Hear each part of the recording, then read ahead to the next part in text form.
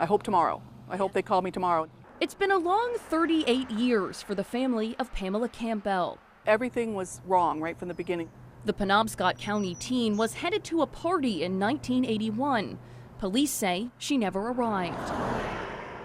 And we knew right then, what had happened. Something had happened.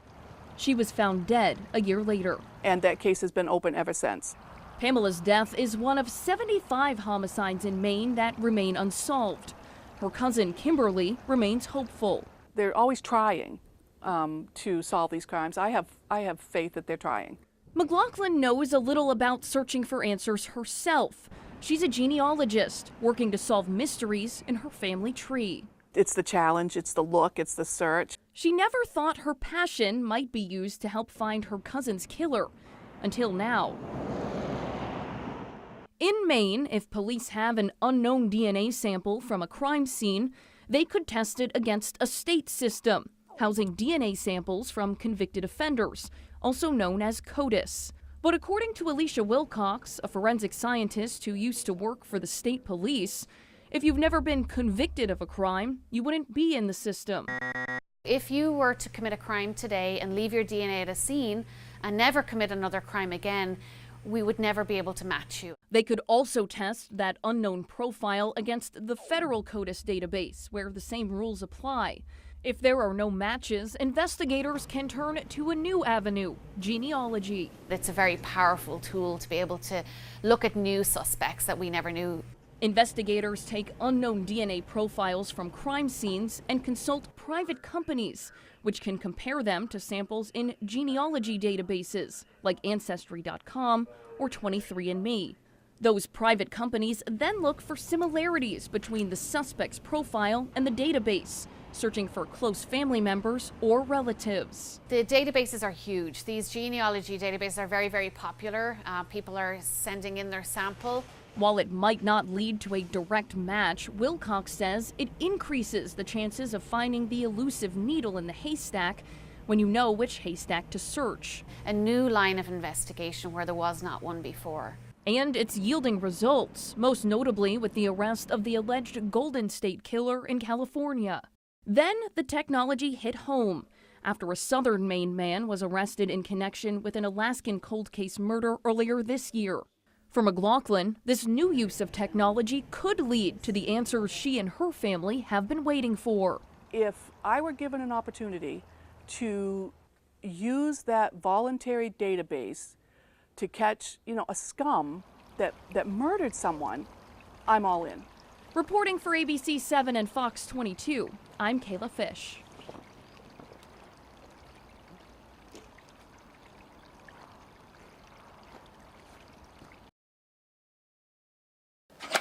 Pandora's box has been opened. DNA tests aren't just solving mysteries in your family tree. DNA is the future.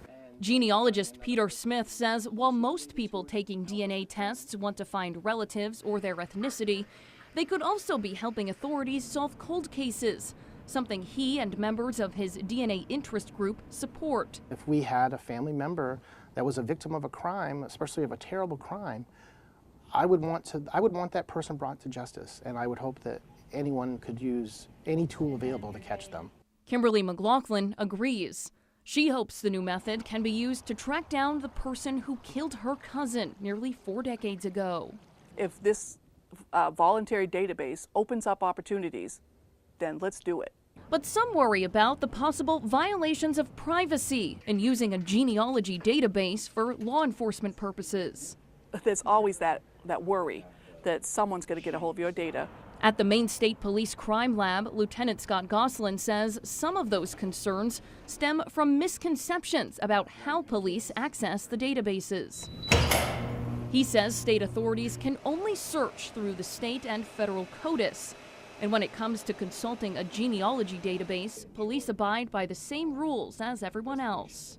We could upload a profile for a cost to a particular company to do that, but it's nothing that we have access to here in the state of Maine. It's nothing that we have a back channel hallway.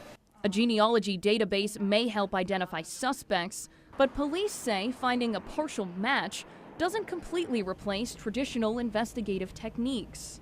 You can't then go ahead and arrest somebody but that would be an avenue for maybe an interview, possible search warrants.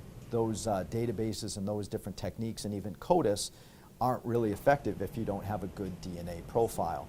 According to Smith, the databases are voluntary, meaning your data will only show up on sites if you submit it yourself. Smith says each genealogy site uses DNA differently, and it's important to know a company's rules before you sign up. Most people just click accept and go on.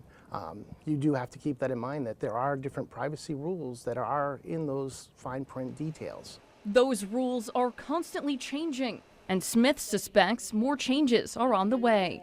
DNA is advancing faster than the laws or the rules that would need to be applied. But for the most part, both law enforcement and genealogists are optimistic.